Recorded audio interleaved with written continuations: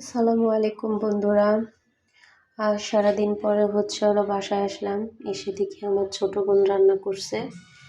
তো ছোটো বোন আজকে হলো মুরগির মাংস রান্না করছে, আর ডিম ভাজি করছে। ডিম ভাজিটা এখানে নাই, তাই তোমাদের দেখাতে পারলাম না। তো বোন ছিল বিদায় হলো আজ বোনের হাতের রান্নার খাবারটা খেতে হলো।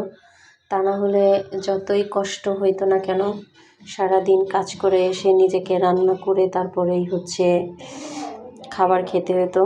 তরকারির কালারটা কিন্তু সেই আসছে। তো এটাই তোমাদের সাথে আবার শেয়ার করতে চলে আসলাম যে আমার ছোটো বোন কী রান্না করছে।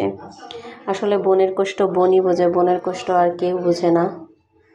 তো যাই হোক, আমার বোনকে অনেক থ্যাংক ইউ যে সে বেড়াতে এসেও আমার জন্য রান্না করে রাখছে এবং নিজে কষ্ট করে রান্না করে খাইছে। তো ভালো থাকেন বন্ধুরা সবাই।